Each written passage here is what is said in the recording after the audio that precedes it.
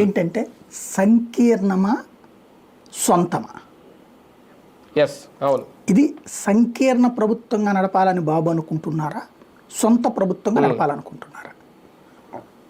వాస్తవంగా 240 స్థానాలు మాత్రమే వచ్చింది భారతీయ జనతా పార్టీ జాతీయ స్థాయిలో. తెలుగుదేశం పార్టీ, జేడీయూ వీళ్ళిద్దరి సహకారంతోనే నడుస్తుంది. కానీ కేంద్ర ప్రభుత్వ నిర్ణయాలు వీళ్ళని అడిగి తీసుకుంటున్నారా సంకీర్ణ ధర్మం అని? యాక్చువల్గా ఇంతకుముందు అయితే ఆ ప్రాబ్లం లేదు. 303 వచ్చింది, అంతకుముందు 285 దాకా వచ్చినాయి కాబట్టి.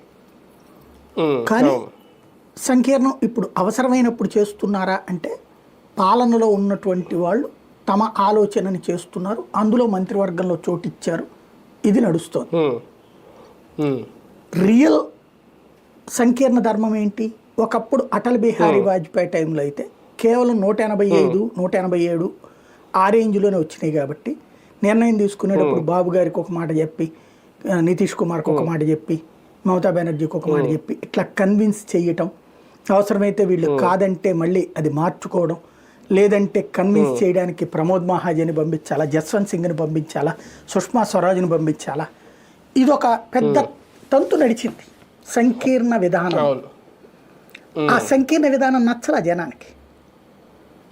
సంకీర్ణం అంటూ పద్దాక ఇతరుల మీద డిపెండ్ అవ్వడం నచ్చలా. వాజ్పేయి గవర్నమెంట్ కూలిపోయింది. తర్వాత వచ్చిన కాంగ్రెస్ సంకీర్ణ ధర్మాన్ని మార్చింది. ఎలాగా? సొంత నిర్ణయం తీసుకుంటుంది, భాగస్వామ్య పక్షాలకి ఇంటిమేట్ చేస్తుంది అంతే.